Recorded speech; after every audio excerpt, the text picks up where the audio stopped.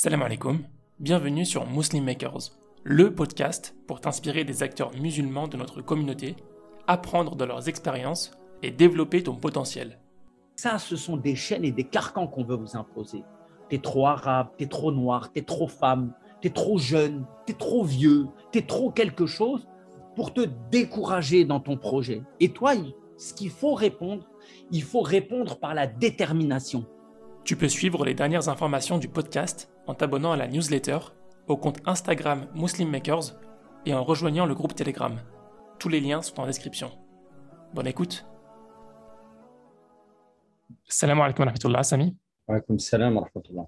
Comment vas-tu? Ça va très bien, merci. Et toi? Très bien, très bien. Ouais, on se parlait juste avant, tu me disais que là, c'est un peu la crise là en France, il fait chaud. Oui, il fait très chaud. C'est des températures que l'on connaît déjà dans d'autres pays, mais c'est vrai qu'ici, c'est assez exceptionnel. Tu es basé à Paris, hein, c'est ça? Oui, à Paris, oui, tout à fait. Alors, Sami, il y aura beaucoup de choses sur lesquelles on va parler aujourd'hui, Inch'Allah, j'espère en tout cas. Je pense que tu as beaucoup d'expérience, de retours d'expérience à partager. Et je vais essayer de faire de mon mieux, Inch'Allah, pour essayer d'extraire un peu de ces expériences de toi, de poser les bonnes questions. Inch'Allah, je vais essayer. En tout cas, je demande à Dieu qui me facilite et qui nous facilite. Mm. Sami, pour commencer, je te propose de nous dire rapidement qui tu es, d'où tu viens et qu'est-ce que tu fais actuellement. Bien, moi, qui je suis? Moi, je suis un natif de Paris. Je suis né dans une famille d'immigrés algériens qui sont arrivés dans les années 60 en France et à Paris directement. J'ai eu une scolarité classique, hein, et j'ai fait des études après le bac. J'ai fait un master en sciences politiques et un master en histoire médiévale, avec une spécialité en histoire médiévale. À la suite de quoi, j'ai enseigné et ça fait 20 ans que j'enseigne aujourd'hui. L'histoire-géographie. L'histoire-géographie, tout à fait, dans le secondaire, c'est-à-dire j'ai enseigné comme prof du collège et j'ai enseigné aussi comme prof au lycée dans des, dans des territoires très divers, aussi bien des territoires à composition sociale CSP+, que dans des territoires de classe populaire. D'accord.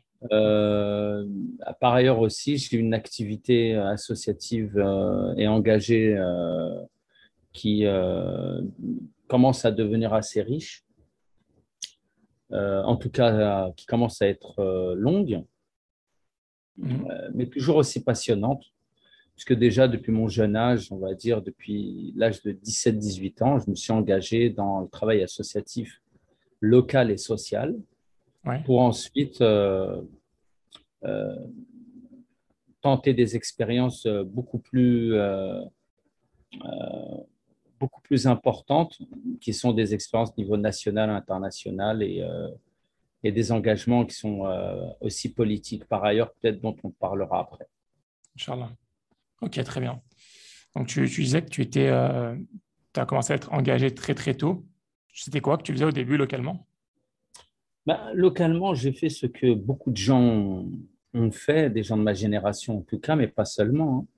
Mhm. C'est que je me suis engagé localement dans des associations d'aide et de soutien aux devoirs pour mes camarades du quartier, Mhm.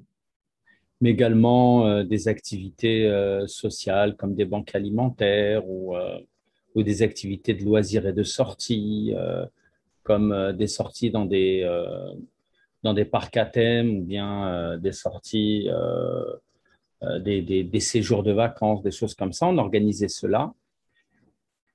Et puis, voilà, je pense que c'est important de ne jamais oublier comment on a commencé notre action d'engagement et notre action associative, parce que c'est cette action de terrain, cette action de proximité du quartier qui donne une image la plus fidèle de ce que vivent les gens qui vivent dans les quartiers populaires.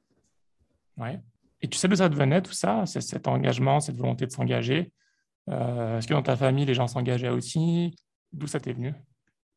Oui, on est plutôt une famille qui est engagée. Moi, j'ai des membres de ma famille qui sont des gens qui ont été engagés syndicalement. Mhm. J'ai mon grand-père qui a été combattant pour la libération en Algérie. On est une famille où, comme presque toutes les familles maghrébines, on parle beaucoup de politique, hein, politique locale, politique nationale. On engage beaucoup de débats sur ces questions-là. Mhm. Voilà, donc je pense il y a une racine déjà familiale, mais pas seulement. Et j'ai aussi c'est peut-être aussi lié à la curiosité et à l'intérêt à la chose publique qui est apparu chez moi très tôt. Et je suis aussi quelqu'un qui n'a pas spécialement voulu être délégué de classe quand j'étais petit, mais qui s'intéressait de près à la manière dont on étudiait déjà en primaire. Moi, peut-être à titre anecdotique, je me souviens de ma première mobilisation. J'avais 9 ans, j'étais en classe de CE2 où j'ai demandé à mes camarades de cesser de faire cours parce que la décision qui avait été présentée par ma professeure de CE2 me semblait inique, injuste, on va dire.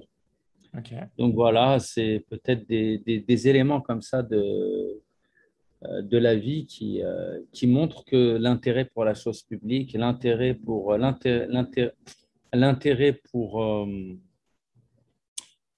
cause des plus faibles, la cause contre les injustices est apparu très tôt chez moi. Ok, d'accord. En termes d'études, donc toi, tu t'es orienté plutôt dans les études d'histoire, Les donc sciences humaines, sciences je me humaines, suis, d'accord. en fait, je me suis toujours intéressé aux sciences humaines, la sociologie politique, le droit, toutes ces questions-là sont des choses qui m'ont beaucoup intéressé, les relations interpersonnelles, toutes ces questions sociales, on va dire, la psychologie sociale aussi, ce sont des choses qui m'ont beaucoup intéressé. C'est vrai Mhm. que j'étais un peu, c'était, on va dire, un profil plutôt à part, parce que pour ma génération, on avait surtout des profils qui se dirigeaient vers des formations beaucoup plus scientifiques, mathématiques. Oui, Moi, je suis quelqu'un qui a eu le bac au début des années 90 et à l'époque, c'était vraiment l'informatique qui avait le vent en poupe. Et oui, moi, la plupart de mes collègues se sont dirigés vers l'informatique. Moi, beaucoup- j'ai préféré, on va dire, une orientation vers les sciences humaines. d'accord. Tu suivais en fait tes intérêts, les intérêts que tu avais de manière générale. Tu t'es pas laissé orienter par ce qui était à la mode, quoi. Ah, complètement, complètement. Moi, j'ai trouvé beaucoup de plaisir à étudier à l'université ces matières. J'ai trouvé beaucoup de plaisir à les approfondir. Et c'est ce qui fait que j'ai quand même passé pas mal d'années à l'université aussi. Ok. Donc, tu as fini par faire des études dans l'enseignement. Donc, tu as passé le CAPES, j'imagine, c'est ça? Oui, oui, tout à fait. Oui, j'ai fait des études universitaires. En fait, les études en sociologie politique, ils m'ont amené à m'interroger sur le contexte dans lequel toutes les idées politiques que l'on connaît aujourd'hui, le libéralisme, le communisme, le socialisme, se sont développées. Et j'ai voulu comprendre dans quel contexte tous ces penseurs ont développé toutes ces idées et que tous ces mouvements politiques se sont créés et développés. Et Mhm. donc, j'ai voulu chercher ça en faisant de l'histoire. Ok. Et puis, de fil en aiguille, c'est l'histoire médiévale qui m'a le plus passionné, bien que l'ensemble l'ensemble des périodes sont intéressantes et m'ont intéressé, mais c'est la période médiévale qui m'a le plus intéressé, pour laquelle j'ai produit un mémoire de fin de maîtrise. À l'époque, on disait maîtrise. Mhm. Euh, et voilà, c'est comme ça qu'ensuite, alors moi, j'ai pu faire de longues études. À l'époque, j'ai eu cette opportunité parce que j'étais aussi ce que l'on appelait un surveillant d'externat à l'éducation nationale. Et le statut de surveillant d'externat, il nous permettait à la fois de pouvoir travailler et d'avoir des revenus, tout en pouvant continuer à étudier à l'université. C'était vraiment une opportunité qui m'a aidé. Maintenant, j'ai constaté que ce statut de surveillant d'externat n'existe plus malheureusement, comme beaucoup de choses. Et je pense que s'il existait encore aujourd'hui, il aurait permis à beaucoup de jeunes gens, de la même manière qu'il me l'a permis de pouvoir faire des études beaucoup plus longues et peut-être de saisir des opportunités qui ne le sont pas aujourd'hui en raison des difficultés matérielles auxquelles sont confrontés les étudiants.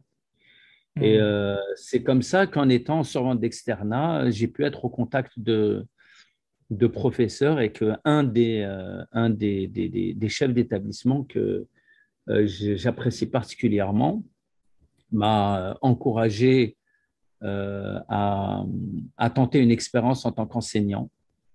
Et je l'ai tenté sans grande conviction, honnêtement. Et pourtant, j'y suis resté, j'ai apprécié d'enseigner la matière, j'ai apprécié le contact avec les élèves, j'ai apprécié d'être justement, encore une fois, au contact de cette réalité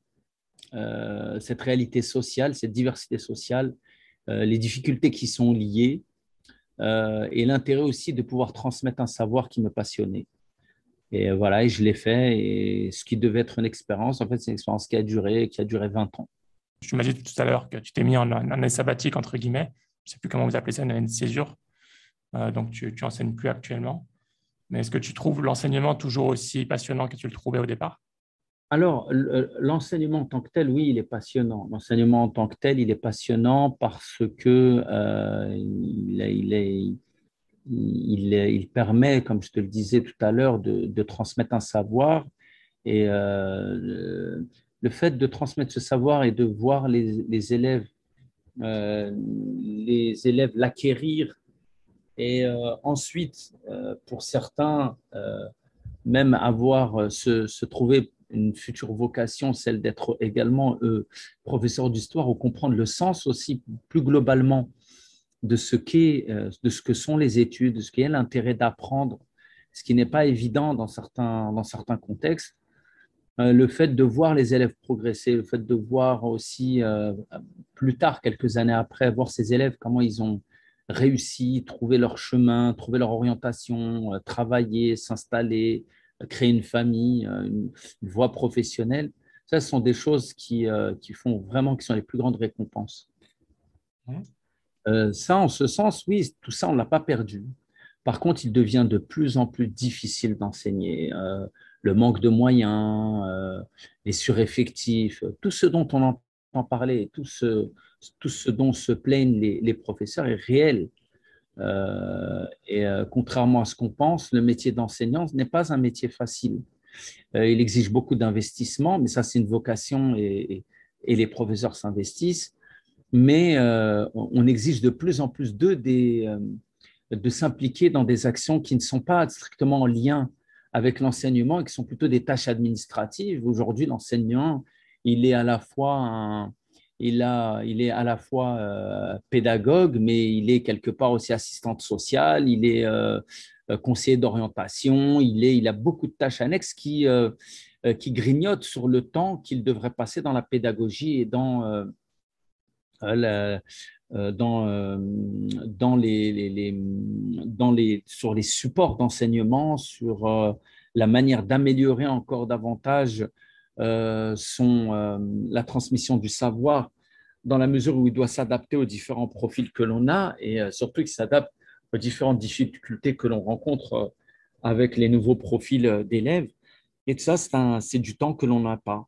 Et du temps que l'on n'a pas et que l'on a de moins en moins dans un contexte où on réduit les dotations horaires, c'est-à-dire le nombre d'heures que l'on passe devant les élèves. Tout ça, c'est au détriment de la réussite des élèves, malheureusement. Ça devient de plus en plus compliqué. Et je pense que j'ai demandé aussi une mise en disponibilité aussi pour ces raisons, parce qu'il était temps que je fasse un point sur moi-même et de savoir comment je peux peut-être aussi réfléchir à la manière dont je peux participer à toutes ces questions-là dont je viens de parler pour essayer de les améliorer, notamment sur le plan de l'engagement politique. Très bien. Euh, donc, si on parle justement de ton engagement, tes différents engagements, tu t'es engagé dans l'associatif à plusieurs reprises, donc depuis ton plus jeune âge, hein. Je pense que l'association qui est la plus connue dans laquelle tu as participé et que tu as fondée, il me semble, ou cofondée, je ne sais pas si vous étiez plusieurs au début, c'est donc le CCIF. Donc, je pense qu'on va s'attarder un petit peu plus sur celle-là, qui est, je pense, ton expérience qui était la plus longue dans l'associatif, j'imagine. Comment est-ce que tu en es arrivé à créer cette association? Tu participais déjà à d'autres associations juste avant. Comment ça fait la transition et pourquoi tu as décidé de te lancer dans cette expérience? En fait, ce qu'il faut savoir, c'est que, bon, j'ai expliqué un peu mes traits de caractère qui m'ont poussé à m'engager dans la cause, dans des causes liées aux injustices, ou en tout cas aux droits de l'homme et à l'égalité entre les personnes, et ainsi de suite. Et ces traits de caractère, on va dire, ils rencontraient à peu près les mêmes profils et donc d'autres personnes dans le cadre des activités associatives et un peu aussi le contexte dans lequel tout ça s'est développé, c'est-à-dire dans les années 90 et début des années 2000. C'est un contexte assez particulier parce que, à titre de rappel, ce sont les années 90. Pour être plus précis, à partir de 89, il y a eu une série de polémiques autour du voile dans les établissements publics du second degré, notamment avec l'affaire de Creil en 89, mais également en 93. Il y a eu également des polémiques du même type qui ont qui ont vu naître la circulaire dite Bayrou, du nom du ministre de l'Éducation de l'époque. Et Mhm. puis également, il y a eu comme ça un certain nombre de polémiques, comme la France en a le secret, autour des questions du voile, notamment principalement dans les écoles. Et Ouais. déjà, moi, j'étais engagé pour aider ces jeunes filles à titre personnel avec d'autres amis. Et si tu veux, c'est à partir des années 2000 au détour cette fois-ci d'une polémique journalistique avec un journaliste qui est fondateur d'un hebdomadaire très connu qui s'appelle Le Point. Il avait tenu des propos proprement scandaleux, puisqu'il avait dit qu'il était islamophobe, qu'il revendiquait cette islamophobie. Il s'appelle Claude Imbert, hein, sur la chaîne LCI, la chaîne d'information continue de TF1, et que, voilà, et que son islamophobie elle ne s'exprimait pas contre l'islamisme, mais bien contre l'islam et les pratiques musulmanes. Et donc, c'est à la suite de ça que, pour le faire rapidement, parce qu'on l'a déjà expliqué maintes fois, qu'avec une trentaine de personnes, on a décidé d'agir, déjà en manifestant notre réprobation devant le siège social de cet hebdomadaire, mais ensuite en y donnant une suite, en structurant un mouvement de contestation qui a vu naître donc le fameux collectif contre l'islamophobie en France. Au tout début, l'ambition de ce collectif, c'était simplement de recenser les cas d'islamophobie, les cas liés les cas, les incidents liés encore en 2003, parce qu'on est en 2003, un contexte qui est celui de la mise en place de la commission Stasi euh, par Jacques Chirac, qui voulait auditionner tous les acteurs de l'école, des écoles, pour savoir s'ils devaient faire une loi avant ou pas.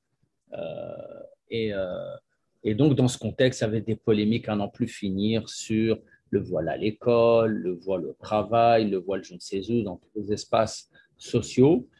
Et puis, on en est arrivé à ce qui devait arriver. C'est qu'à force de polémiquer sur des faux problèmes, eh ben, on en rencontre de vrais. Et les vrais problèmes, c'était des cas de discrimination et des cas d'agression physique vis-à-vis de femmes et d'hommes de confession musulmane. Et c'est donc là où s'est présentée la nécessité absolue d'agir à travers cette organisation en nous entourant de juristes bénévoles et d'avocats bénévoles pour apporter aide et assistance à ces gens-là. Et puis petit à petit, on a structuré cette organisation qui est devenue ce que l'on sait aujourd'hui.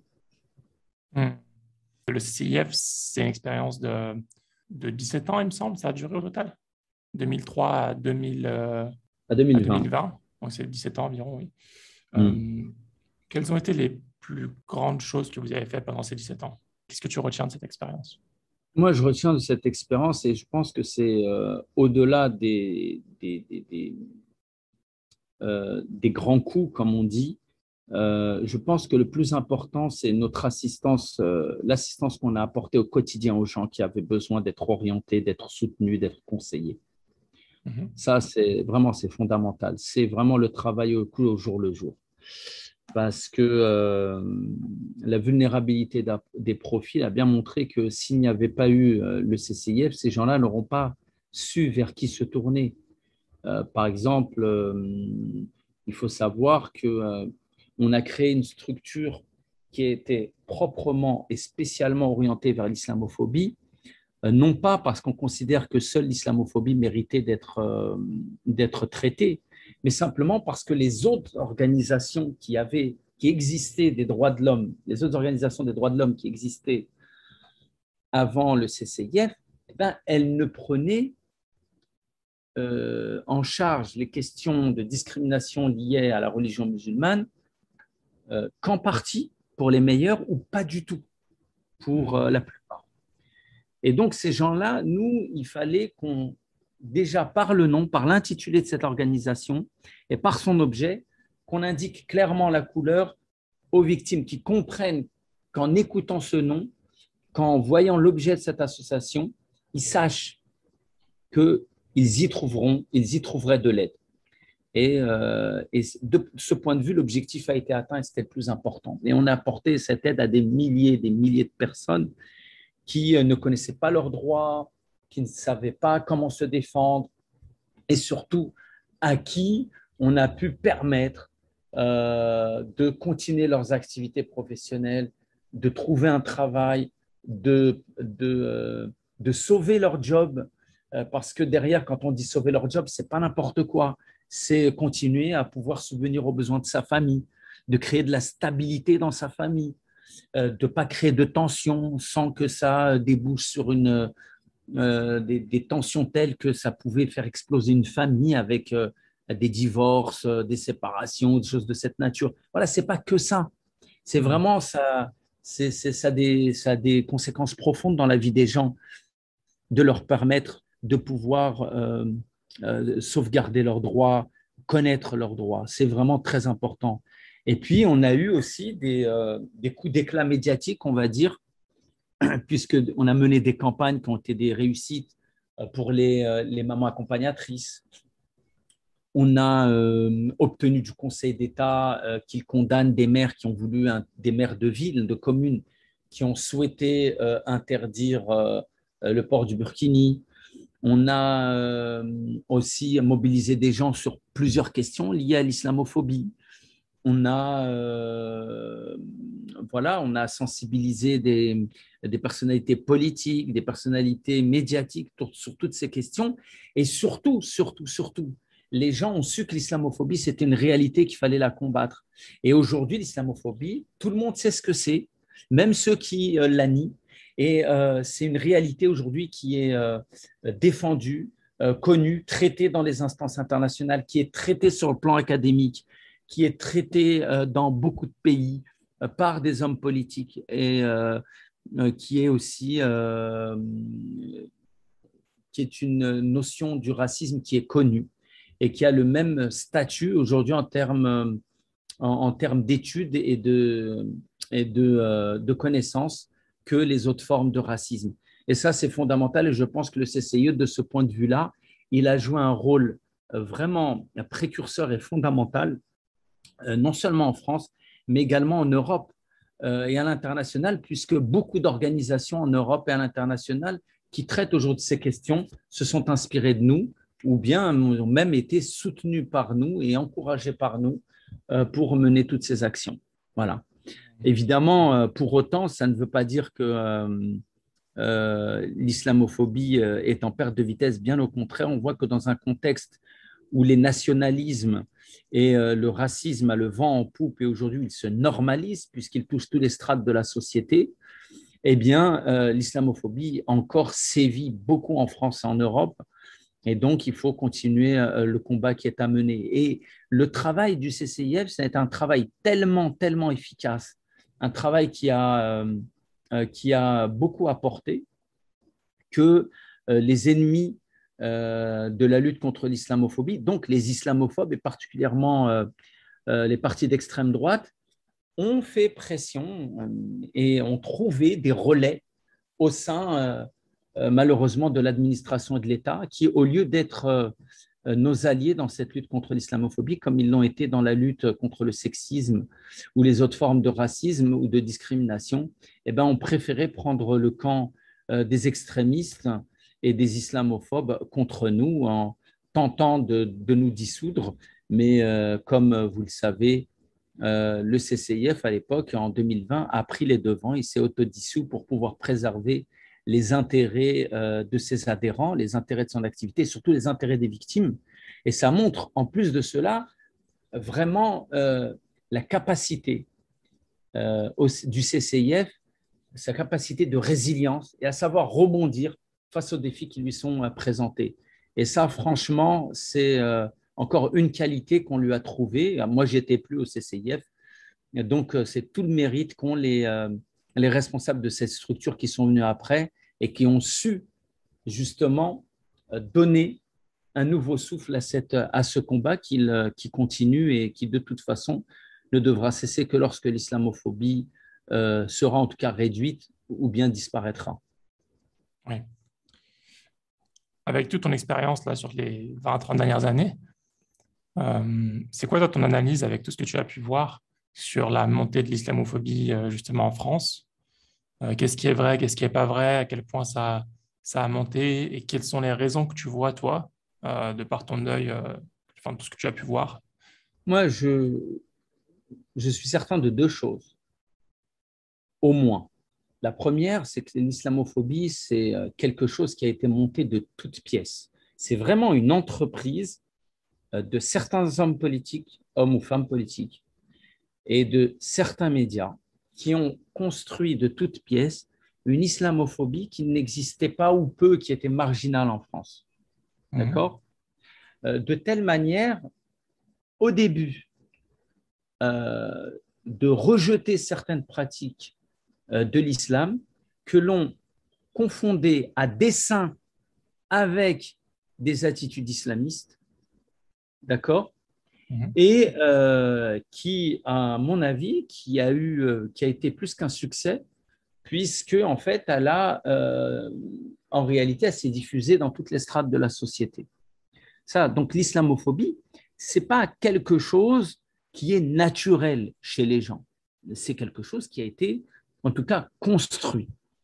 La deuxième chose, c'est que pour être sur le terrain et pour bien l'avoir observé durant toutes ces années, la société française n'est pas une société raciste, contrairement à ce que les différentes manifestations laissent penser. En réalité, c'est quelque chose de très marginal. Et même si aujourd'hui, on croit, on s'inquiète à juste titre de la montée de l'intolérance, des manifestations de plus en plus visibles des groupes d'extrême droite, notamment à travers les groupes, l'expression paramilitaire de certains groupes d'extrême droite, mais également à travers la banalisation des lois d'exclusion et, en dernier lieu, l'élection record du nombre de députés à l'Assemblée nationale, il n'en demeure pas le moins que tout ça reste un phénomène marginal, mais qui ne connaît ce relatif succès que parce que la frange humaniste et silencieuse de la société, et justement, je dis silencieuse à dessein, justement ne se manifeste pas assez, ne s'engage pas assez. Parce qu'on a une société aujourd'hui qui déserte l'espace politique, qui en a plus confiance et qui cherche des expressions alternatives à la vie politique et aux réponses politiques. Il y a un désintérêt face à la chose publique, envers la chose publique. Il y a un désintérêt dans l'engagement et je pense que c'est ce qui permet aux partis les plus intéressants, aux franges les plus intolérantes, de saisir l'occasion, d'occuper cet espace et donc d'imposer une lecture rétrograde de la société aujourd'hui un peu partout dans les espaces médiatiques et les espaces politiques.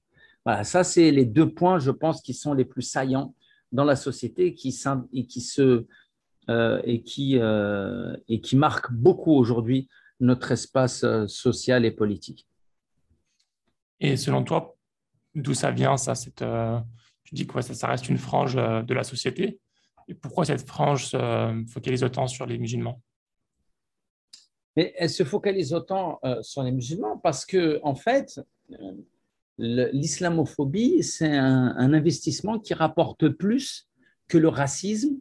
Ou quand je dis le racisme, c'est par exemple la négrophobie, l'arabophobie, ou encore l'antisémitisme, ou encore le sexisme, ou encore l'homophobie. L'islamophobie, c'est l'investissement le moins risqué, parce qu'en face,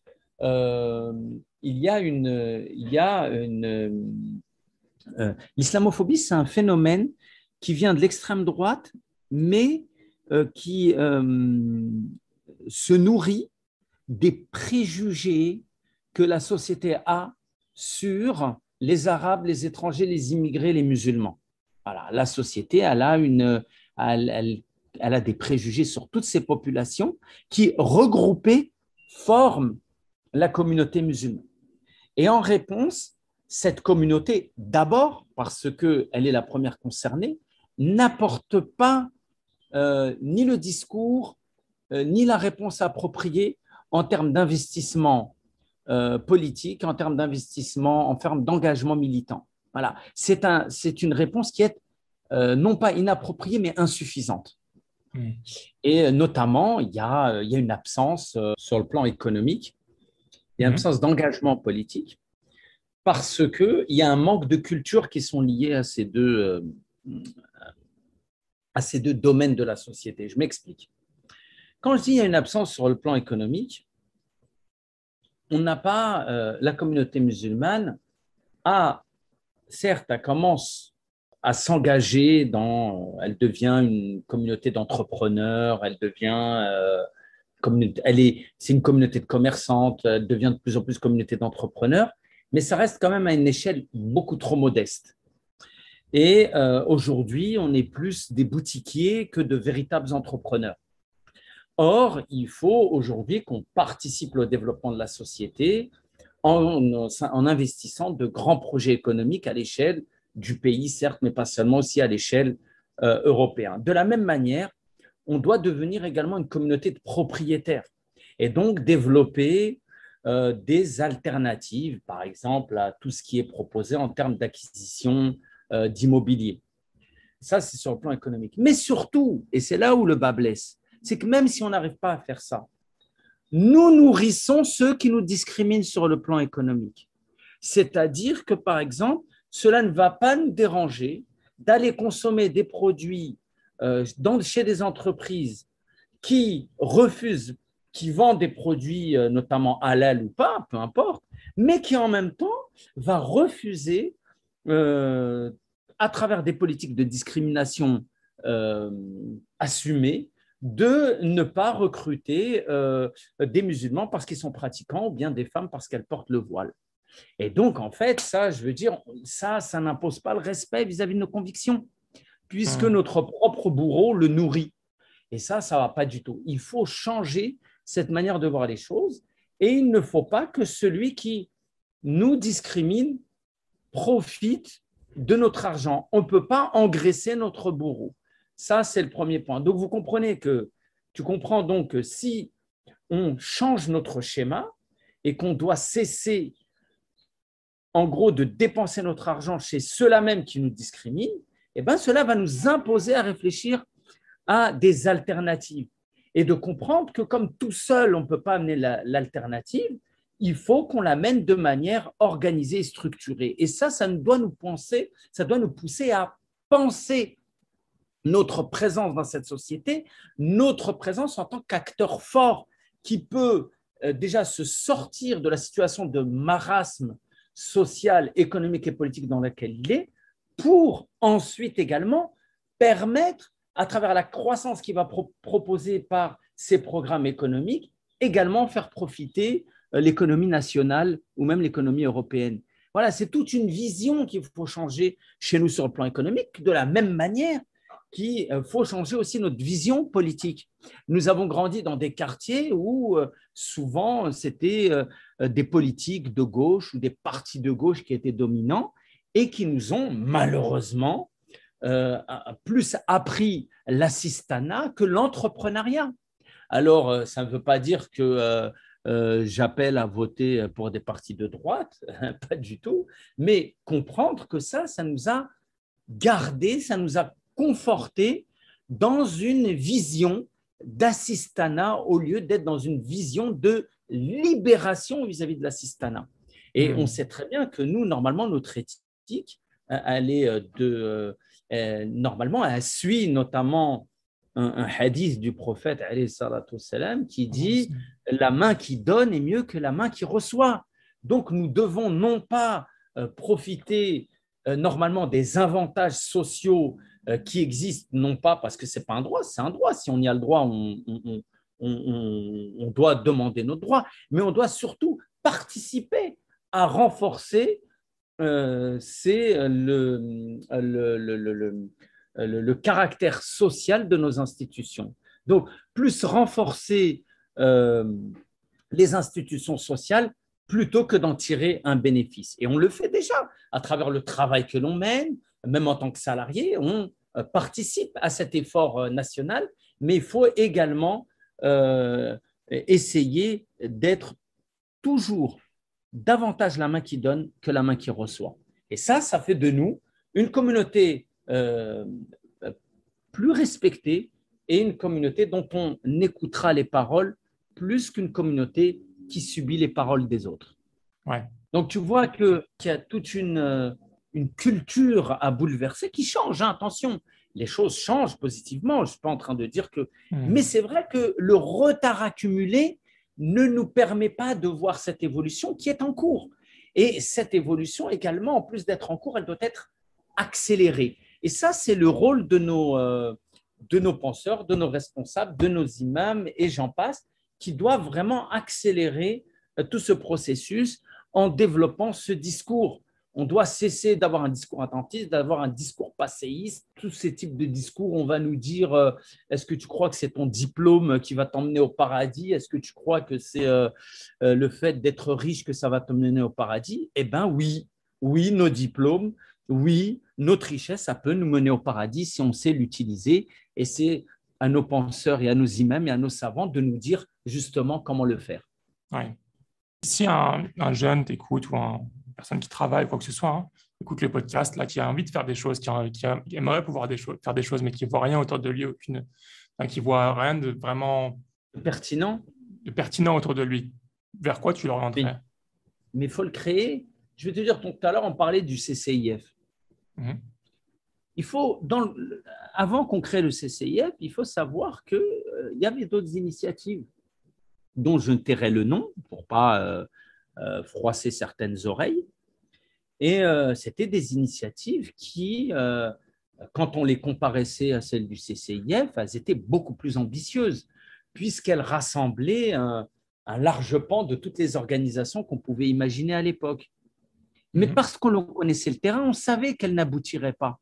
Et on a cru dans notre projet, même si on avait très peu de moyens à l'époque, parce que notre projet répondait à un réel besoin et parce que notre projet, il correspondait à une réelle attente. D'accord ? Aussi, à cette époque, là, au moment où on lance le CCIF, il n'est pas encore lancé, tous les gens parlaient, rappelez-vous, 2003, on avait un ministre de l'Intérieur qui s'appelait Sarkozy et qui voulait lancer le fameux CFCM. Et tout le monde critique le CFCM, tout le monde critiquait le CFCM. Oui, encore une coquille vide, on va nous imposer nos dirigeants et ainsi de suite. Mais très bien, mais au-delà de la critique, au-delà du manque, au-delà du manque de projets pertinents dans lequel tu souhaiterais toi t'engager, pourquoi toi tu n'engages pas ton propre projet avec d'autres personnes qui ont les mêmes convictions que toi et qui savent vers où il faut se diriger, ce qu'il faut faire?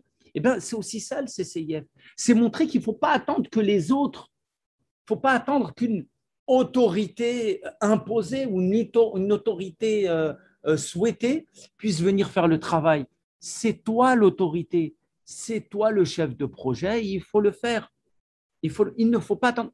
Tu seras questionné, tu seras jugé sur ce que tu as fait ou tu n'as pas fait, pas sur ce que les autres ont fait. Chacun sera jugé sur ce qu'il a fait, sur ce qu'il n'a pas fait. Et c'est là. Et de la même manière que on l'a fait pour le CCIF, eh ben, tu peux, toi, le faire sur d'autres projets, que ce soit des projets économiques, des projets sociaux, des projets politiques. Il faut le faire. Et d'ailleurs, ça me permet aussi de dire deux choses. Vous savez, en réalité, très peu de personnes savent que j'ai été pendant 17 ans,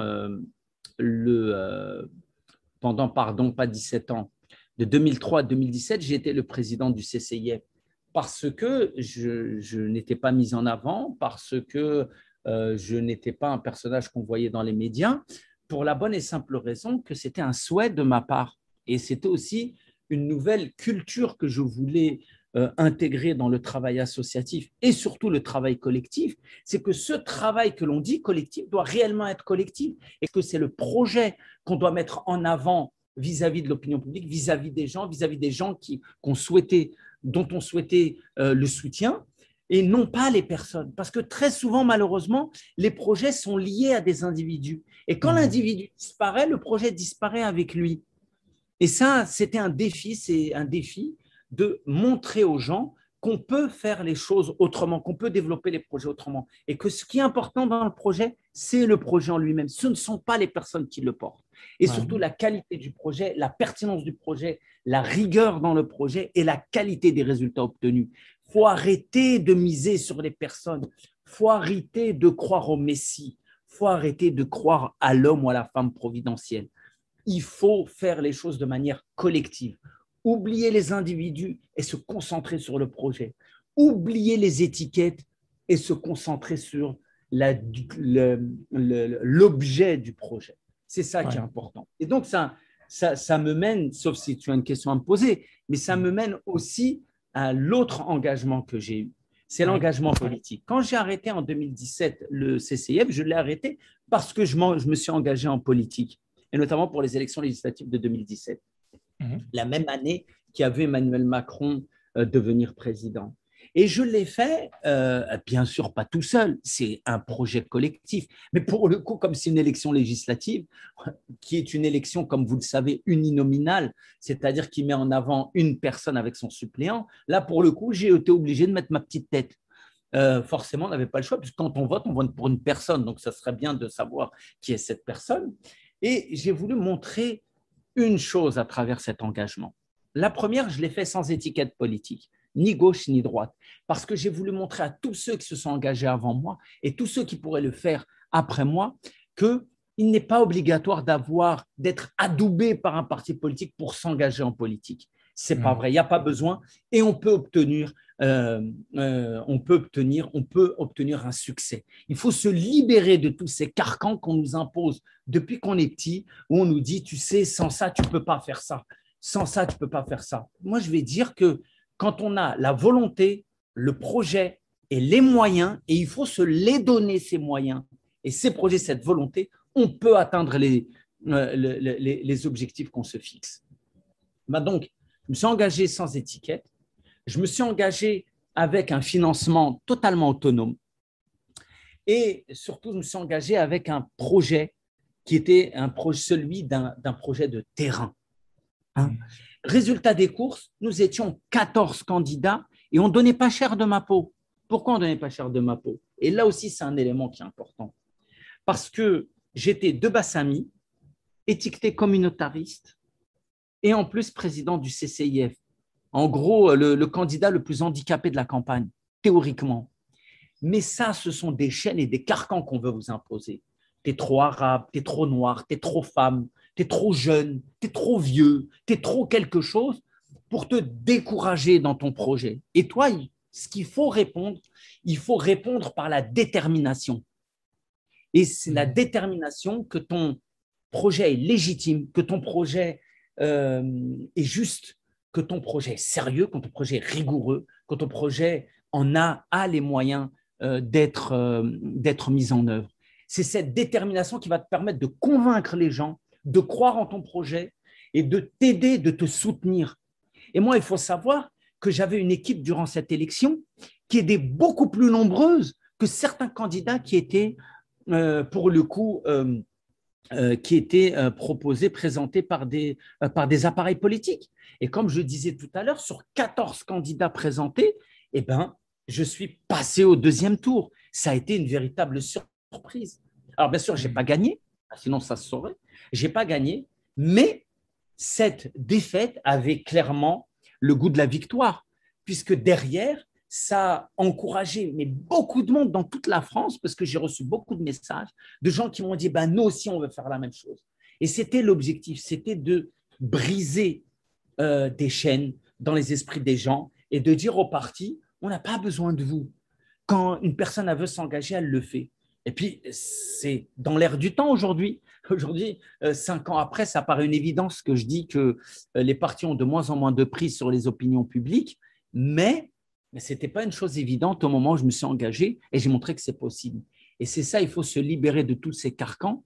Et aujourd'hui, Samy Debat, présenté, ancien président du CCIF, on l'a, tu sais, cette élection, elle a donné lieu à une autre candidature, celle de 2020 pour les élections municipales, où je suis largement, où nous avons été largement qualifiés pour le deuxième tour, et nous avons malheureusement perdu au deuxième tour de 127 voix dans des conditions très contestables de mon point de vue.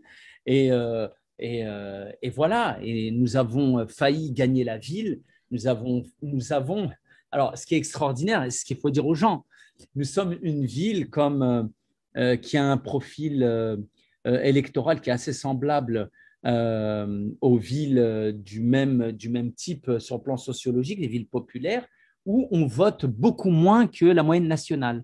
Et bien, lors de cette élection municipale, dans un contexte Covid, rappelez-vous 2020, dans un contexte Covid, c'est la première fois dans l'histoire de cette ville où la moyenne, où le nombre de votants dépasse la moyenne nationale. C'est quand même assez extraordinaire. Cela veut dire qu'il faut arrêter de dire que les gens des quartiers ne vont pas voter quand quand le message ne leur convient pas, quand ils ne sont pas convaincus, ils ont une attitude qui est complètement rationnelle. Voilà, c'est le mot. Ouais. Ils ont une attitude rationnelle qui est celle des électeurs. Moi, quand tu ne me convaincs pas, je ne me déplace pas. Et quand ils se sont reconnus derrière un candidat, quand ils se sont reconnus derrière un programme qui répondait à leurs attentes, puisqu'il a été construit de la base en allant à leur rencontre, les gens se déplacent. Les gens se déplacent. Il y a des gens qui n'ont jamais voté, qui se sont déplacés pour voter. Voilà, à travers tous ces exemples-là, ce que je veux montrer, parce que les gens en ont marre des discours, ils veulent des exemples,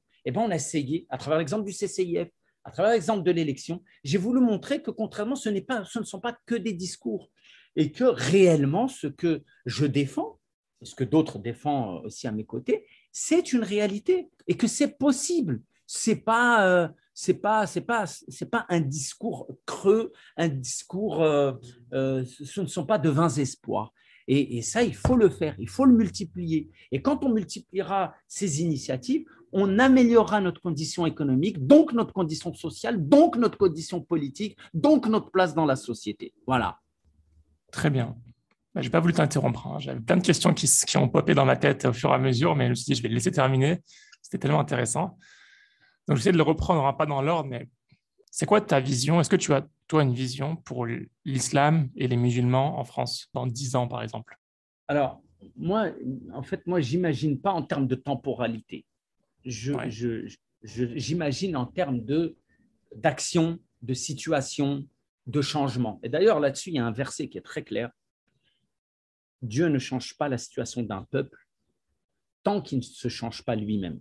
Il n'a pas dit il ne change pas la situation d'un peuple jusqu'à qu'on arrive à telle génération, jusqu'à après tant d'années. Non, tant qu'il ne se change pas lui-même.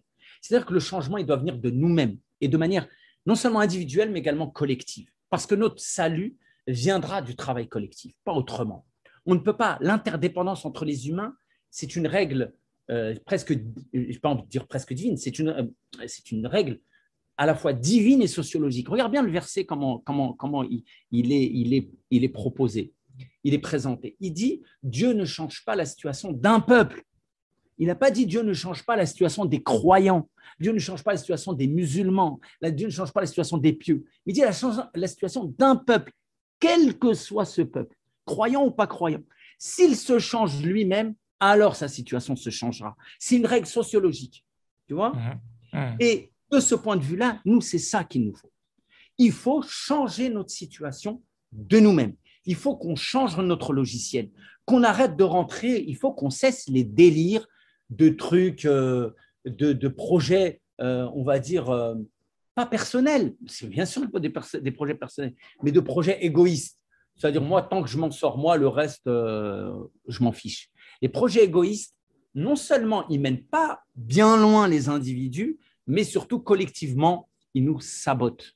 D'accord ? Donc, pour revenir à ta question et te dire, je te promets dans 10 ans une situation totalement, radicalement opposée à celle d'aujourd'hui et une situation où on verrait les musulmans complètement épanouis dans la société, dans notre société, sans islamophobie, à la seule condition qu'ils décident dès aujourd'hui de se prendre en main, d'arrêter d'attendre qu'on s'occupe d'eux, d'arrêter d'attendre que l'homme ou la femme providentielle arrive, mais qui décident collectivement de créer des espaces de projets collectifs. Voilà.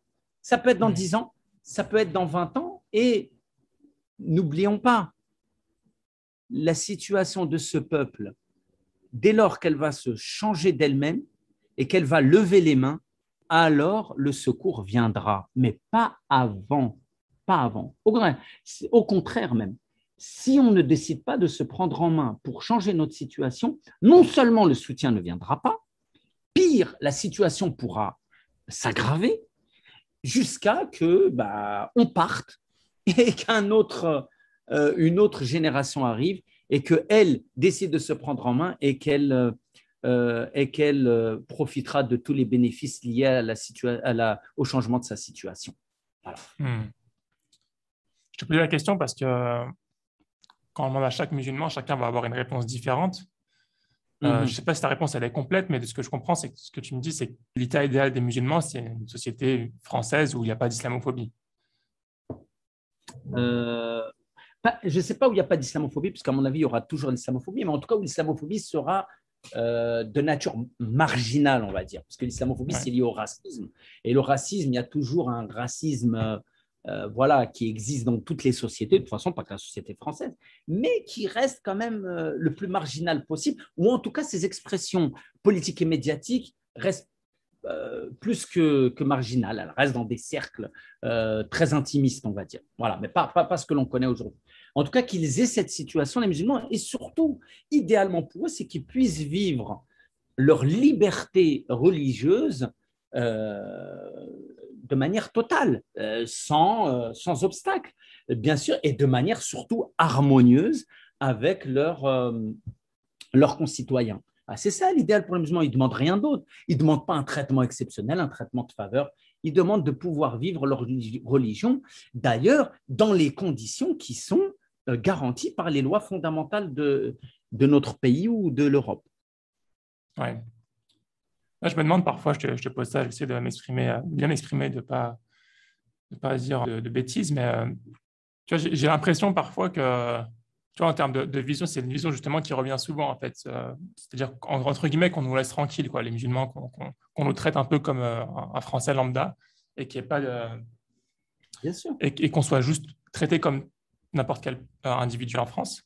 Je trouve, personnellement, mais tu peux me dire si tu n'es pas d'accord que cette ambition-là, cette idée-là, elle manque d'ambition justement, dans le sens où ça reste quand même au final très passif. Ça ne montrerait pas l'action que les musulmans veulent avoir, la vision que les musulmans veulent apporter en tant que, en tant que croyants, en tant que communauté dans la société. C'est-à-dire qu'on veut, à la fin, j'ai l'impression que ça veut toujours dire qu'on ne veut pas forcément apporter quelque chose. Je ne sais pas si tu sais bien exprimé, si tu vois ce que je Oui, veux dire. j'ai très bien compris, j'ai très bien compris. Et c'est lié à ce que l'on a dit tout à l'heure. Ce manque d'ambition, il est lié à notre culture sociale. C'est l'assistanat. On a grandi comme ça depuis qu'on est ici.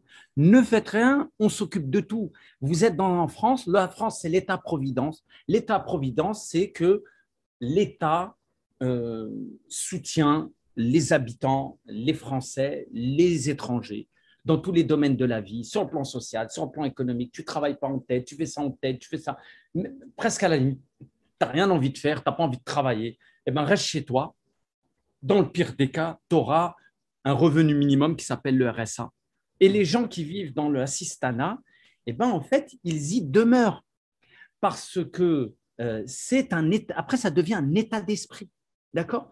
Donc, quand tu grandis avec cette mentalité, tu ne peux pas avoir d'ambition. Oui. Et cesser de subir, ça suppose que tu te prennes en main. Sauf que c'est en contradiction avec toute l'éducation que tu as eue. Te prendre en main. Ce n'est pas quelque chose qu'on t'a appris quand tu étais gamin. Mm. Et, et c'est donc tout un logiciel qu'il faut changer. Et l'ambition, c'est quelque chose qui s'apprend et qui se nourrit.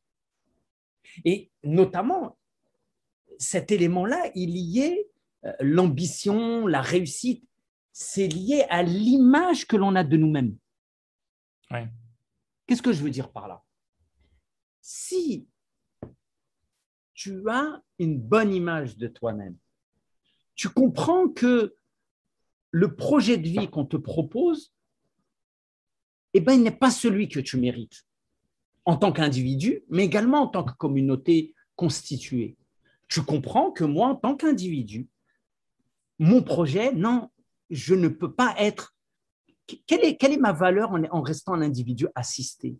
Quelle est ma valeur en cherchant en conditionnant ma situation sociale à l'aide qu'on veut bien m'apporter et à l'aide d'ailleurs qui se réduit d'année en année. Mm. Qu'est-ce que c'est? Quelle image j'ai de moi-même? D'être un assisté. Comment tu veux qu'un papa assisté puisse demain dire à ses enfants, ouais, il faut que tu travailles bien à l'école? À quoi ça sert? Ouais, ouais. Comment tu peux toi-même améliorer, donner un avenir, donner une vision et une éducation à tes enfants si toi-même, ton cerveau, il est bloqué dans l'assistanat et si toi-même, tu n'as pas une bonne image de toi-même? Comment tu peux transmettre une bonne image à ton fils, lui dire qu'il a de la valeur si toi-même, tu n'en as pas à tes yeux? Et de manière collective, comment tu peux accepter que, en tant que croyant, toi qui as la conviction que tu es la meilleure communauté suscitée pour les hommes, d'être la risée de tous les hommes, d'être traité de cette manière par tous les hommes? Quelle dignité tu as? Ouais. Et si ça, on ne se pose pas cette question de manière individuelle et collective, et qu'on ne décide pas de manière individuelle et collective de cesser ce regard sur nous-mêmes et de nous dire on ne mérite pas ce traitement, tant sur le plan individuel, ma famille ne mérite pas, mes enfants ne méritent pas ce traitement, et de manière collective, on ne le mérite pas, alors ce jour-là, on se mettra autour d'une table et de manière désintéressée, on réfléchira à notre avis, à notre avenir. Et moi, je peux Mm. vous l'assurer que si on le fait, ça, mais ce n'est pas 10 ans, il n'y a pas dans 10 ans, même pas 5 ans, vous allez voir notre situation complètement se bouleverser. Je vais vous dire une chose comme ça, vous allez comprendre que ce n'est pas un vœu pieux que ce que je dis. Vous savez, quand je me suis présenté aux élections, j'ai défendu beaucoup de choses et notamment, ça a permis à des électeurs qui ne se mobilisaient jamais, d'exister, de se manifester dans les urnes et d'exister. Et vous savez, mon élection, elle a intéressé plus d'un.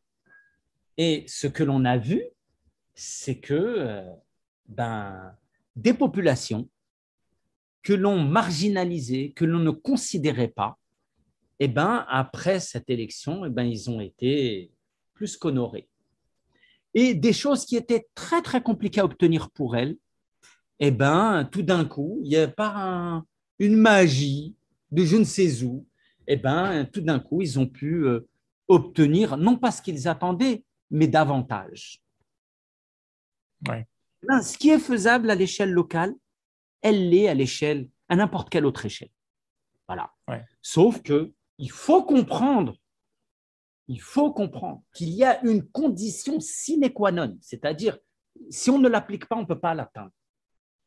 Il faut que les gens qui décident de le faire mettent leur personne de côté. C'est ce que j'expliquais tout à l'heure avec le CCIF et le président qui ne doit pas apparaître. Il faut qu'ils mettent leurs égos de côté.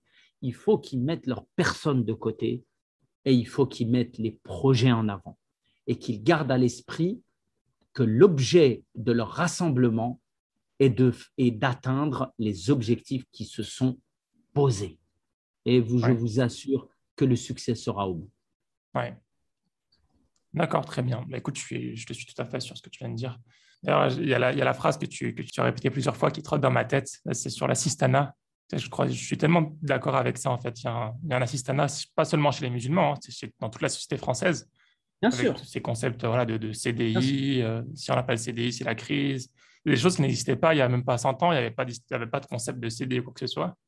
Et tout d'un coup, on est dans une société où, notamment en France, pas forcément dans les autres pays, où toutes ces sécurités sociales, tout ça, ça devient quasiment indispensable et on ne s'imagine même pas vivre sans. Et quand tu l'as répété, je me suis dit, ouais, c'est vrai que ça doit avoir un gros impact sur le mental en fait, des personnes et aussi sur le sens des responsabilités. En fait. Quand on place en fait, toute cette confiance dans l'État, dans la société, on ne prend plus nos responsabilités. On ne se dit pas que c'est nous qui devons faire, qui devons agir, qui devons créer les choses, créer les initiatives, être au départ de projets.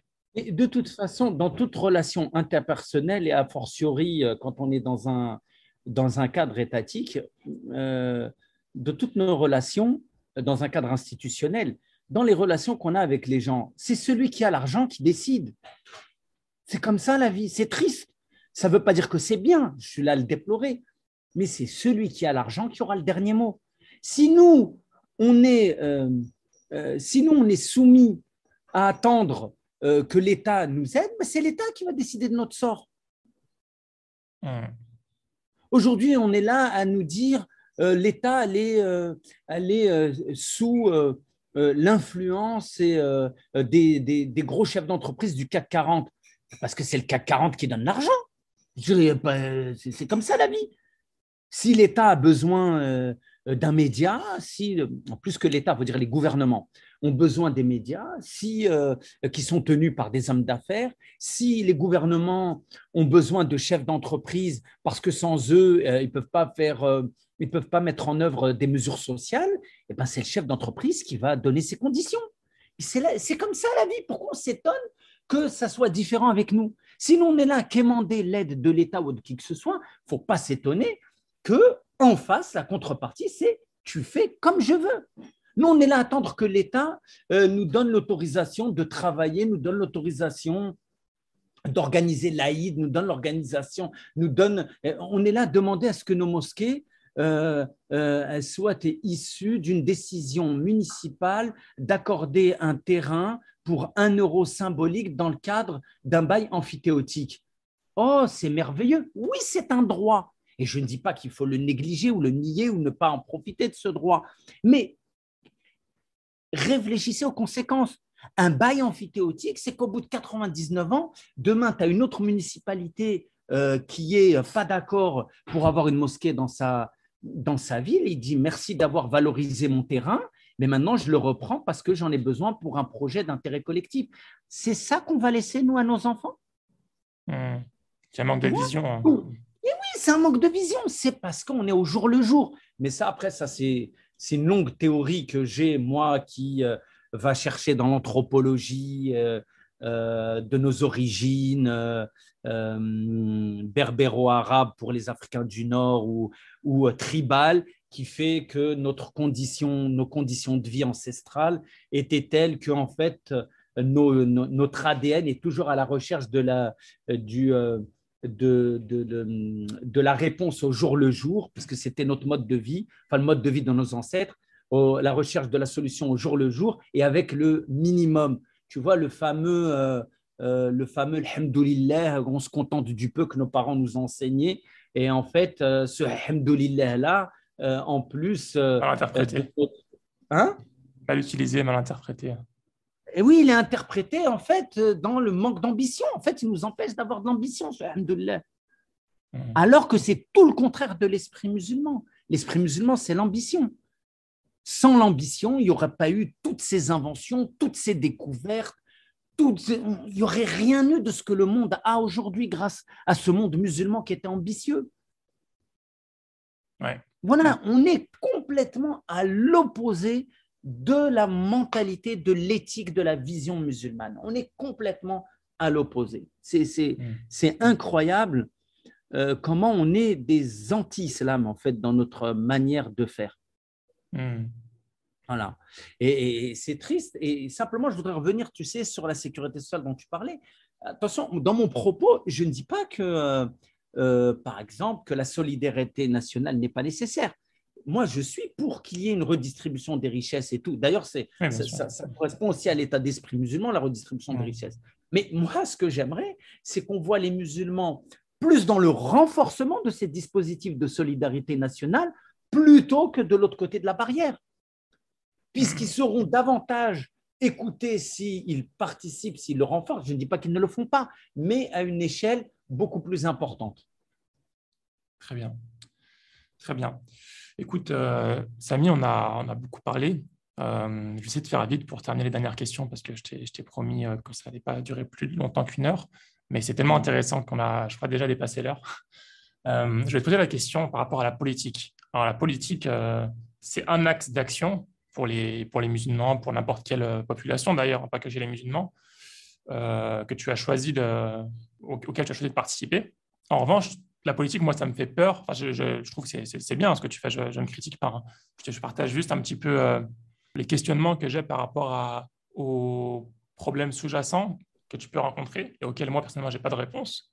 Le fait de se retrouver dans une situation où tu dois prendre des décisions, où tu dois participer à des choses qui sont contraires à ton éthique musulmane. Est-ce que c'est des choses auxquelles tu as déjà réfléchi? Comment est-ce que toi, tu vois les choses? Bien sûr. Ouais. Bien sûr. Je comprends cette crainte et cette crainte est légitime. Mais la force de la civilisation musulmane, c'est d'innover face aux obstacles. Je m'explique. Est-ce que vous imaginez si les premiers musulmans disaient on ne peut pas s'éloigner de la Mecque, trop de la Mecque, de crainte de plus nous retrouver dans la qibla, de ne plus retrouver la qibla, sans quoi notre prière ne pourrait pas être acceptée. Il faut absolument, ce que je veux dire par là, c'est que tu as compris que les musulmans, ils ont développé l'astronomie, ils ont développé toutes ces choses-là, et notamment, entre autres, pour également être sûrs de la direction de la qibla. Donc, ils ont innové pour pouvoir continuer à pratiquer leur religion, et cette innovation-là, elle a permis de servir également l'humanité.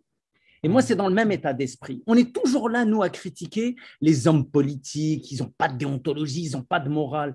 Eh bien, c'est à nous d'entrer dans ces espaces, mais pas que dans tous les espaces, pour apporter justement cette éthique dont on se plaint, pour montrer aux musulmans, mais également à l'humanité, presque j'ai envie de dire urbi et orbi, que c'est possible de faire la politique autrement, c'est possible de faire la politique de manière éthique, c'est possible de faire de la politique sans asphyxier les humains, sans écraser les autres populations pour pouvoir être une nation forte.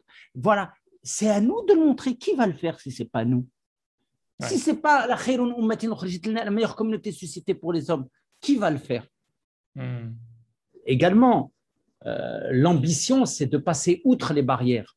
C'est aussi ça, les traits de caractère du musulman, c'est essayer de passer les barrières. Mais tu sais, je vais te dire, il y a un ordre à respecter pour pouvoir atteindre tout ça. Le premier ordre, c'est se poser la question de qui je suis en tant que musulman, qu'est-ce que je veux pour moi, pour ma famille, pour le pays, pour le monde, pour les humains, qu'est-ce que je veux? D'accord? Et à partir de ce que je veux, est-ce que pour moi, pour ma famille, pour le pays, pour tous les humains, est-ce que vraiment on a ce que l'on mérite? Très bien. Dès lors qu'on prend conscience de ça, on doit se dire, il faut qu'absolument que, de manière individuelle, dans ma famille, dans ma ville, dans mon quartier, ma ville, et ainsi de suite, à toutes les échelles, je dois m'organiser de telle manière qu'il faut que je change les choses. Pourquoi moi, je dois les changer? Pourquoi c'est moi qui dois les changer? Parce que mes convictions et mon éthique m'ont appris quoi? Ma religion, ma foi m'a appris quoi? Elle m'a appris le verset suivant. كنتم خير أمة أخرجت للناس تأمرون بالمعروف وتنهون عن المنكر وتؤمنون بالله. Et ce verset-là, il est d'une puissance extraordinaire. Vous êtes la meilleure communauté suscitée par les hommes. Vous ordonnez le blâmable. Ta'muru, nous ordonner ce qui est bien et vous corriger. Voilà, et vous repoussez le blâmable. D'accord? Et à la fin, le verset, qu'est-ce qu'il dit? Wa tu'minuna billah. Et vous croyez en Dieu. Alors que dans les autres versets, normalement, qu'est-ce que Dieu il dit? Il dit, vous croyez en Dieu et vous faites le bien. Là, il dit non, vous ordonnez le bien, vous repoussez le blâmable et vous croyez en Dieu.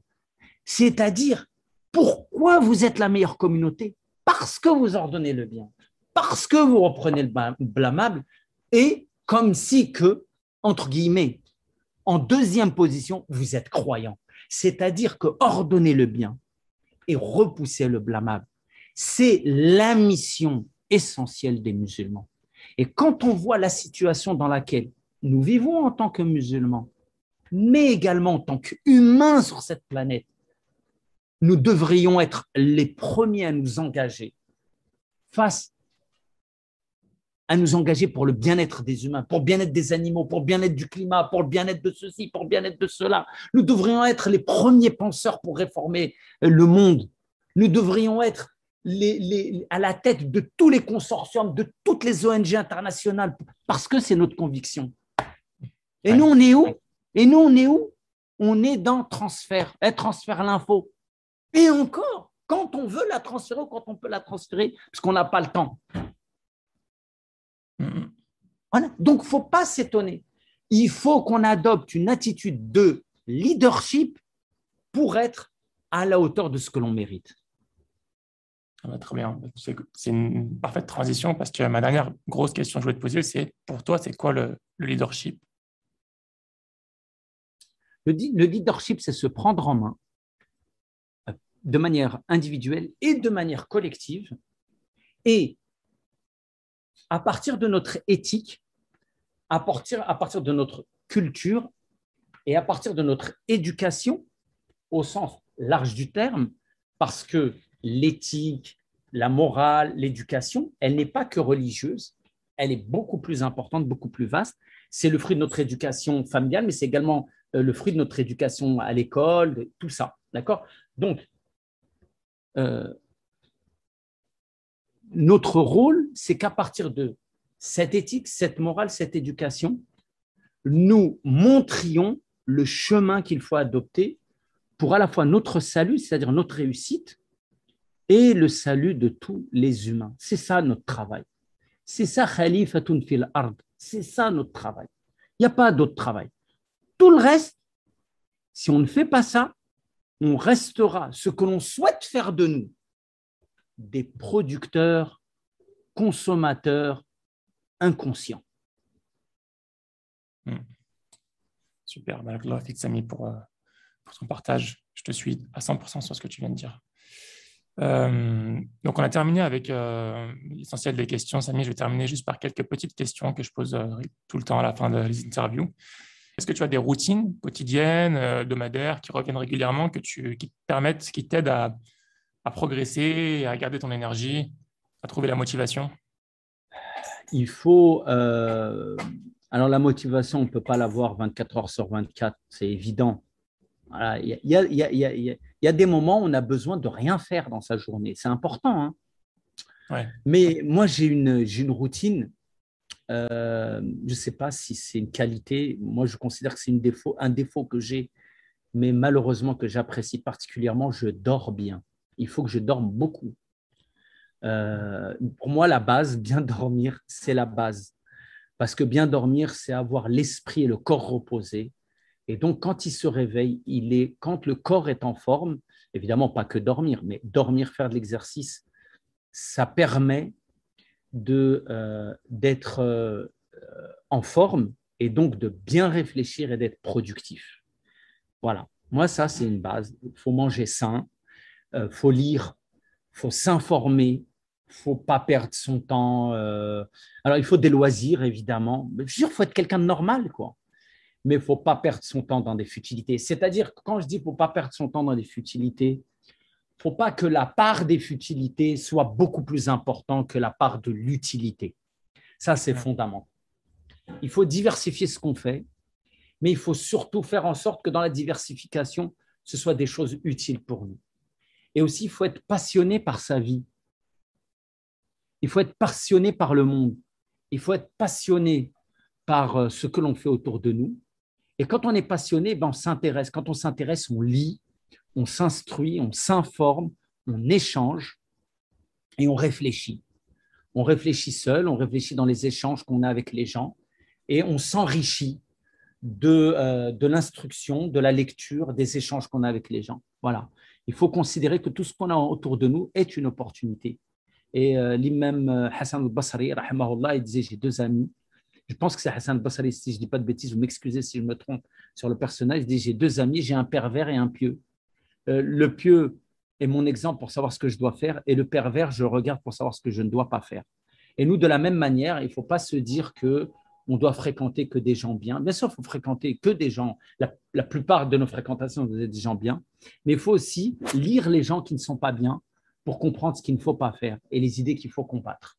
Et c'est important de savoir ce que les gens qui sont hostiles à l'humanité disent pour pouvoir combattre leurs arguments.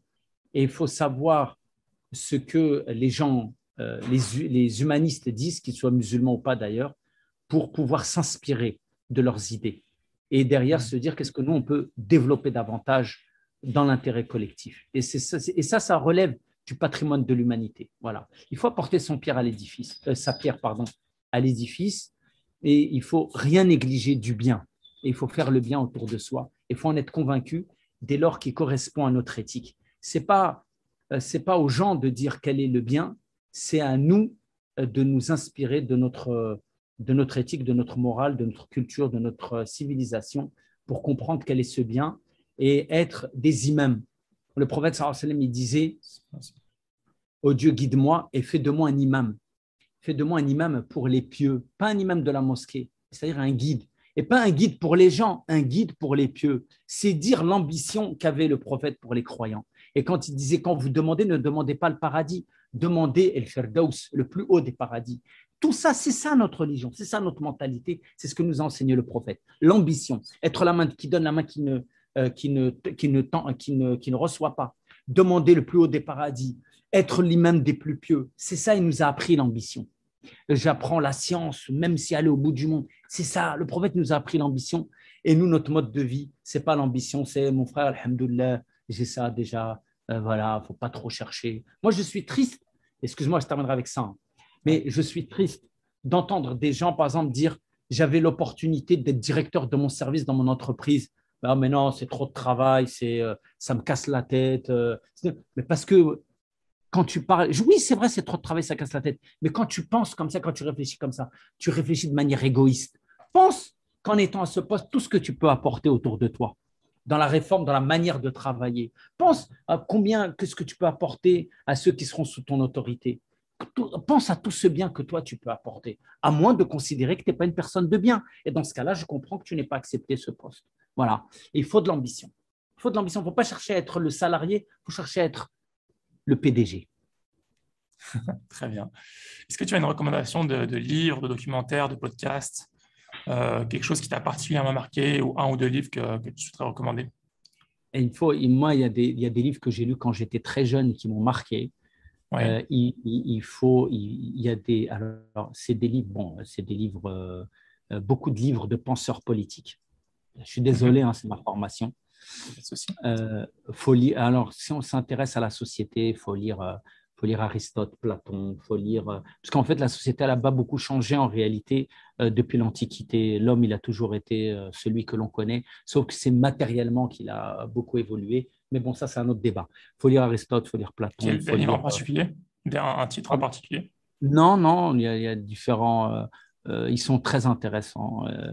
Il y a, comment il y a, si tu veux un livre, par exemple, il y a Le Prince de Machiavel, il y a le discours, j'ai oublié le titre, de Machiavel, qui est très, très important. Il faut lire Bourdieu en sociologie. Oui. Faut lire, comment ça s'appelle? Faut lire Bourdieu, faut lire les concepts d'habitus et de chant de chez Bourdieu. Je suis désolé, c'est mes biais, hein. Ça ne veut pas dire qu'il n'y a que eux qu'il faut lire, il y a que mais ce sont des livres qui sont très importants. Faut lire comment il s'appelle, La Boétie, le fameux livre là dont j'ai oublié le titre, mais qui est très connu, de la servitude volontaire là. Ouais, j'ai un discours sur la servitude volontaire. Voilà, il faut lire en termes sur les lectures musulmanes. Il faut lire La foi du musulman de Sheikh Ghazali, le Mohamed El-Ghazali récent. Faut lire euh, si on peut Ihya Ulumuddin de Ghazali. Il faut lire aussi des contemporains. Il faut écouter les vidéos des savants contemporains. Alors, il y en a beaucoup. Je n'ai pas envie de donner de nom, au risque de froisser certaines susceptibilités, qui sont des savants qui ont agi. On les a vus, ils ont travaillé à travers le monde.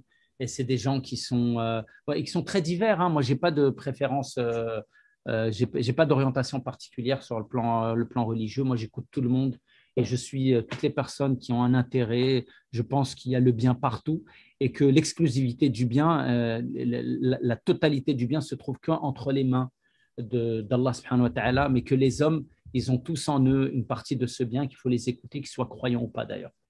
Il faut lire des auteurs chinois aussi qui sont très connus. Il faut lire un auteur hongrois dont j'ai oublié le nom, mince, euh, qui parle de la guerre, très important, parce que la guerre, c'est pas que la guerre au sens, lui, il parle de la guerre en tant que guerre telle qu'on la connaît, mais ça parle beaucoup des relations et des rapports de force. C'est très important, ça, de comprendre les rapports de force, parce que ça permet C'est Guerre et Paix, Tolstoï. Non, non, c'est pas Tolstoï. Tolstoï aussi, il est bien. Lui, c'est Clausewitz. Voilà, Clausewitz qui s'appelle. C'est bien, il faut lire Clausewitz. Voilà, plein de penseurs. Faut lire Durkheim aussi en sociologie. Faut lire Hannah Arendt aussi, elle est bien. Ouais. Qui Ouais, parle des il nous a fait une totalitarismes. bibliothèque. Elle parle très bien des totalitarismes. En fait, tu vois, il y a plein de choses. L'essentiel, c'est de lire, s'instruire en fonction aussi des sujets de prédilection. Il y a des gens, par exemple, la politique, ça ne les intéresse pas, la pensée politique, ça ne les intéresse pas. C'est pas grave. Vous pouvez lire dans d'autres domaines, mais l'essentiel, il faut s'alimenter. Il faut. Et c'est ça. Et il faut aussi s'informer au jour le jour. Il faut connaître son environnement. Il faut suivre l'actualité. C'est très important. L'actualité nationale, l'actualité sociale, économique, l'actualité, la géopolitique, c'est-à-dire la relation internationale. Il faut connaître tout ça. C'est important. Voilà. Ouais. Voilà. Et C'est quoi tes après, projets? tu prends un petit moment et tu vas boire un café. Et voilà, ça te permet de faire une petite coupure. Très bien. C'est quoi, du coup, toi, tes projets pour la suite, vu que tu participes plus, tu n'es plus actif au CCIF ni au CCIE? J'imagine que tu ne comptes pas t'arrêter là. Non, ben moi, je vais continuer à conseiller des organisations. Moi, je suis élu sur ma ville, donc je vais continuer ma mission d'élu. Voilà, et puis il y a d'autres projets aussi que j'ai l'intention de mettre en œuvre. Mais désolé, mais je suis quelqu'un qui n'aime pas parler trop des projets qu'il a en vue, à l'esprit, parce que je préfère d'abord les mettre en œuvre et après en parler plutôt que d'en parler et de risquer de jamais les mettre en œuvre. Tu as bien raison. Tu as bien raison. Voilà. Dernière question, Samy. Si un auditeur ou une auditrice a une question à te poser, est-ce que c'est Oui, possible? bien sûr, il n'y a pas de problème, avec plaisir. Ben, moi, je suis sur les réseaux sociaux ou bien il peut m'envoyer un mail sur ma boîte perso, samideba@yahoo.fr. Très bien. Samy Et Deba, Samy, S-A-M-Y, attaché, D-E-B-A-H, arobase yahoo.fr. Voilà. je mettrai ça en description, Inch'Allah. Samy, je te remercie beaucoup. C'était Donc, une longue interview, alhamdoulilah, il y avait beaucoup à dire. Et je demande à Dieu qui te donne la force, qui t'aide à aller au bout de tes idées, Inch'Allah, qui t'aide à être parmi les plus utiles aux hommes Amin. Amin. et aux musulmans. Dieu te récompense. J'espère te rencontrer Amin. un de ces quatre quand je passe à Paris, Inch'Allah. Tu es à Paris, Voilà, hein, c'est ça? avec plaisir, oui, bien sûr. Et puis voilà, c'est tout ce que j'avais à dire. Barakallahu fik. Qu'Allah te facilite et qu'il mette beaucoup de bénédictions dans ton travail et dans tes projets, Amin. Inch'Allah. À Amin. toi, Merci tes beaucoup, Samy. enfants, ta famille. Allah yahfazak. Amin. Toi aussi. Barakallah fik. Salam alaikum, Samy. Salam wa rahmatullah. Si cet épisode t'a plu, je te propose de le partager à 3 personnes de ton entourage, à noter le podcast 5 étoiles sur Apple Podcast et à invoquer Dieu pour qu'Allah mette la baraka dans cette initiative. À bientôt, Inch'Allah. Salam alaikum.